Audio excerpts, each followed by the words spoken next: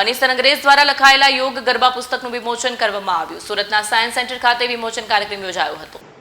સુરતમાં અનિસન અંગ્રેજ દ્વારા યોગ અને ગરબા પર પુસ્તક લખવામાં આવ્યું છે, જેનું સાયન્સ સેન્ટર ખાતે વિમોચન કરવામાં આવ્યું. વિમોચન પ્રસંગે સુરતના મેયર દક્ષેશભાઈ માવાણી તથા વી નર્મદ સાઉથ ગુજરાત યુનિવર્સિટીના કુલપતિ કિશોર ચાવડા સહિતના મહાનુભાવો ઉપસ્થિત રહ્યા હતા. કાર્યક્રમ દરમિયાન ઉપસ્થિત મહાનુભાવો અને યોગ પ્રેમીઓએ લેખકને શુભેચ્છાઓ પાઠવી હતી. અનિસભાઈએ જણાવ્યું હતું કે છેલ્લા 15 વર્ષથી તેઓ ગરબા પર રિસર્ચ કરે છે. આ પ્રથમ આવૃત્તિ છે અને ભવિષ્યમાં બીજી 5 આવૃત્તિ આવશે તેમ જણાવ્યું હતું. નમસ્કાર, હું છું એનિસ અંગ્રેજ.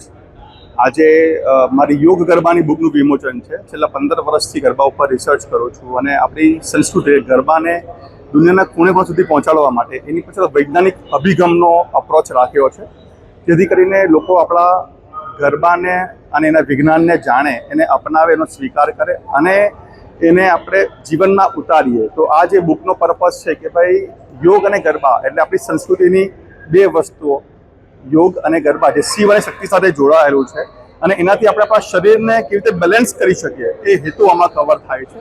તો આ મારી પ્રથમ આવૃત્તિ છે અને બીજી 5 આવૃત્તિઓ ભવિષ્યમાં આવશે, એની માટે મારી તૈયારી ચાલી રહી છે. 2011માં જ્યારે મારા પગમાં ઇન્જરી હતી ત્યારે ગરબા રમતા રમતા એને કેવી રીતે સારું કરી શકાય એના પર થોડી શરૂઆત થઈ. ત્યાર પછી એના પર રિસર્ચ ચાલુ કર્યું અને જે 15 વર્ષ મેં રિસર્ચની પાછળ આપ્યા, એ રિસર્ચને જે નોલેજ ગેઇન કર્યું છે એ નોલેજ એ લોકો સુધી પહોંચાડવા કે એને કશે સુરક્ષિત રાખવાના હેતુથી આ બુકને લખવાની વિચાર્યું છે.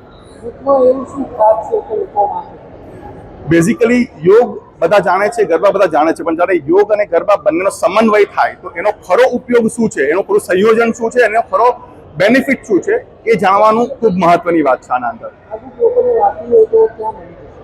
આ બુક મારી પાસે પણ મળશે અને બીજું કે એમેઝોન ઉપર પણ એ લોકોને યોગ ગરબામાં 2 વર્ઝન છે, ગુજરાતી અને ઇંગ્લિશ બંનેમાં એમને મળી શકશે.